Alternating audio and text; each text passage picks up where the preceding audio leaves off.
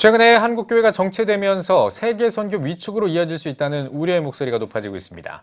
이런 가운데 세계 한인 선교사들이 한자리에 모여 한국 선교를 성찰하고 대안을 함께 고민하는 자리가 열린다고 하는데요. 오늘 뉴스 더보기 시간에는 2020 한인 세계 선교사 대회를 준비하고 있는 한인 세계 선교사회 이은용 사무총장과 한동대학교 장순흥 총장 나오셨습니다. 두 분 어서 오십시오. 안녕하십니까. 네, 안녕하세요. 안녕하세요. 네, 반갑습니다. 자, 먼저 우리 사무총장님께 질문을 드리겠습니다. 한인 세계 선교사 대회 어떤 대회인지 소개를 좀 해주시죠. 네, 한인 세계 선교사 대회는 전 세계 200여 국에 흩어져 있는 2만 한 8천여 명의 한국 선교사들이 4년에 한 번씩 모여서 치르는 대회입니다. 네. 대회를 통해서 선교사들의 영성 강화를 위한 기도와 또 말씀을 같이 우리가 듣고 또 선교사들이 좋은 그런 선교적인 전략을 수립하고 또 한국교회와 좋은 그런 네트워킹을 할 수 있는 그런 기회를 만드는 것이 목적입니다. 네. 이번에는 장순흥 총장님께 질문을 드리겠습니다. 이번 한인 세계 선교사 대회가 최초로 우리나라에서 열리는 걸로 알고 있는데요. 이번 한인 세계 선교사 대회 주제와 의미를 좀 짚어주신다면요. 예, 뭐 가장 큰 역시 의미는 그동안 약 43년간 세계 선교사 대회가 주로 미국에서 특히 유튼 대학에서 열렸었는데 이번에 이제 한국에서 처음 열리고 또 특히 한동대학교에서 열리게 돼서 저희가 의미도 있고 기쁘게 생각합니다. 예, 그것이 가장 큰 의미고 이번 계기로 그동안 앞으로 세계 선교대회가 지난 43년간 또 성찰하고 또 새로이 어떻게 나가야 되느냐 뭐 그런 것이 중요한 주제로 알고 있습니다. 네, 알겠습니다. 우리 사무총장님, 이번 여름에 이제 이 대회가 포항에서 열리는 걸로 알고 있는데요. 이 대회, 그러니까 정확하게 일정이 언제인지 또 어떤 분들이 강사로 나오는지 이런 것들 좀 전체적으로 소개를 해주시죠. 선교대회는 2020년 7월 6일부터 7월 9일까지 3박 4일 동안 진행됩니다. 이 기간 동안에 한국 선교 성찰과 대안이라는 그 대주제하에 매일 그런 하루 다른 주제들을 정했어요.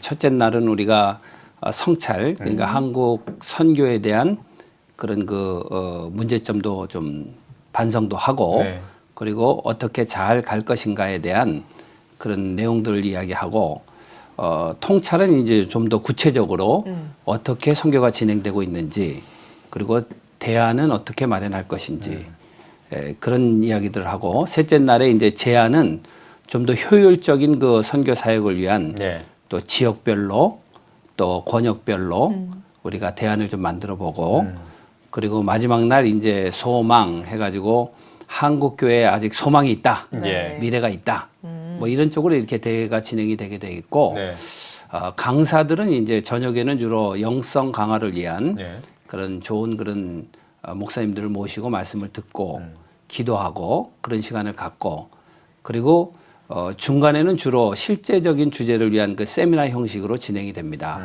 그리고 주제 발제 그런 강의들이 있고요. 그리고 선교에 관련된 책들을 저술한 분들을 이제 좀 모셔서 저자 특강도 우리가 마련을 하고 그런 목적으로 이제 진행이 될 것입니다. 알겠습니다. 아무래도 우리나라에서 최초로 열리는 선교 대회인 만큼 프로그램들도 좀 풍성할 것 같은데요. 비슷한 내용이겠지만 좀 더 추가해 주실 내용 있다면요. 그 프로그램이 중요한 거는 우리 한국 교회가 그 가지고 있는 선교적 자산 중에 가장 중요한 자산이 지금 한 2만 8천여 명 되는 선교사들이죠. 나가서 사역하고 계시는 그 선교사님들이 중요한 자산이라고 생각이 돼서 그분들이 어떻게 효과적으로 하나님의 나라를 이 땅에 이룰 수 있을 것인가에 대한 주제를 가지고 우리가 많은 그런 토론들과 세미나가 진행이 되게 돼 있고 그다음에 두 번째로 한국교회가 가지고 있는 가장 큰 자산은 선교사 자녀들입니다. 차세대 선교를 이어갈 수 있는 그런 선교사 자녀들이 어떻게 선교지에서 자리매김을 하고 부모님들이 이루는 그런 사역들을 잘 이어갈 수 있을 것인가 이런 것들이 굉장히 중요한 그런 내용이 되겠죠. 그래서 이번에는 좀 프레임을 차세대로 이어가는 선교 그리고 또 한동대학교가 마침 MKPK들이 거의 25%를 차지한다고 그래요. 그 한 1000여 명 되는 MKPK들, 목회자 자녀들과 선교사 자녀들을 교육하고 있기 때문에 한동대하고 잘 연계를 해서 차후에 우리가 한국 선교를 이어갈 수 있는 그런 쪽으로 좀 이야기들도 많이 이렇게 진행되고 있습니다. 네. 예, 알겠습니다. 자, 우리 장 총장님, 네. 예, 이번 선교 대회 있지 않습니까? 지금 말씀 많이들 해주셨는데 이 점에 좀 주목해야 된다. 이런 어떤 주목할 점이 있다면 좀 소개를 해주시죠. 예, 요번에 이제 지금 보면은 세계 선교가 좀 많이 정체돼 있고 우리나라 선교도 좀 정체돼 있고 네. 근데 기독교인은 사실 목표가 선교거든요. 네. 그래서 이 목표를 다시 한번 살리면서 이번 선교대를 통해서 예. 우리가 아직도 선교할 일이 많다. 사실 아시아가 전 세계 인구의 70%인데 예. 사실 한국 빼놓고는 선교가 잘 안 돼 있거든요. 나머지 나라는 다 뭐 1% 내에. 아직도 우리는 선교할 게 많다. 예. 그리고 우리도 이번에 할 일이 많다 하는 걸 깨닫고 우리가 정말 선교에 더 열심히 해야 되겠다는 것을 이번 선교대회를 통해서 많이 좀 배우고 예. 느꼈으면 좋겠습니다. 예, 네. 알겠습니다. 특별히 이번 선교대회 기독대안학교인 한동대학교와 함께 하는데요. 네. 이번 대회에 한동대학교와 한인세계선교사회가 함께하게 된 계기도 궁금하고요. 예, 제가 보면은 우리 한동대학교가 그 하나님의 대학이다, 뭐 그다음에 기독 대학으로서 가장 큰 목표는 역시 선교하는 대학이 돼야 되겠다. 네. 그래서 많은 대학교가 기독교 대학교들이 세속화됐는데 뭐 저희들도 세속화 안 되려고 노력하는데요. 그렇게 하기 위해서는 선교에 더 열심이고 또 저희가 가장 이번 선교사대에서 신경 쓰는 건 뭐냐면 우리가 그동안에 배워서 남자 우리 전임 총장님이 김영길 총장님이 늘 하는 얘기였죠. 근데 정말 이번에 한 거는 우리가 가지고 있는 모든 배운 것을 정말 우리 이번 선교대에 또 선교사님을 섬기는데 최선을 다하고 네. 그걸 섬김을 통해서 우리가 많이 또 배우자. 그래서 이번 저희는 많은 걸 전 교수님들 또 우리 한동 가족들 뭐 포함해서 이번 한국교회가 이번에 선교사님들에게 정말 여러모로 좀 도와줬으면 좋겠습니다. 그래서 교육을 통해서 의료를 통해서 또 요새 법률 문제가 많습니다. 네. 또 이게 추방된 선교사님들을 위해서 우리가 도울 수 있는 것을 총동원해 가지고 이번 선교사님들을 또 섬기고 또 그분들에게 힘을 내게 주게 하는 그래서 또 섬기는 선교사들이 되는 그런 계기가 됐으면 좋겠습니다. 예, 네. 알겠습니다.